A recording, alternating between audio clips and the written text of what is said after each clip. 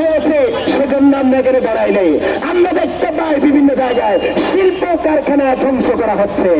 একটা কারখানায় হাজার হাজার মানুষের জীবিকা নির্ধারণ করে। একটা কারখানার উপরে অনেক পরিবার চলে।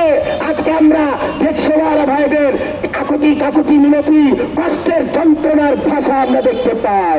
শিক্ষিত হয়েছে সেজন্য আমরা এখানে দাঁড়াই নেই। আমরা দেখতে পাই বিভিন্ন জায়গায় শিল্প কারখানা ধ্বংস করা হচ্ছে। একটা কারখানায় হাজার হাজার মানুষের জীবিকা নির্ধারণ করে। একটা কারখানার উপরে অনেক পরিবার চলে।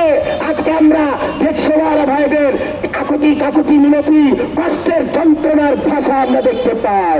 গতকালকে মিলিয়ে দেখেছি একজন ভাই বলছেন, আমি যদি রিকশা চালাই তাহলে আমার পরিবার চলে, না হলে আমার পরিবার উপোস থাকে। আপনারা আমাকে ধরে নিয়ে এসেছেন, অথচ আমার পরিবারে খাবার নাই। তারা কি খাবার খাবে সেই সেটার গ্যারান্টি নাই। তারা বাঁচবে কি মরবে সেটার এখন নিশ্চিত নয়। আর এভাবে রাষ্ট্রের জনগণের উপর নির্মম নির্যাতন প্রতিনিয়ত চলছে। সবাই জনগণের পক্ষে না গিয়ে আমরা দেখি সবাই একক গোষ্ঠীর রাষ্ট্র করার জন্য অপচেষ্টা চালাচ্ছে। তাই সবাইকে বলতে চাই, শিল্প কারখানা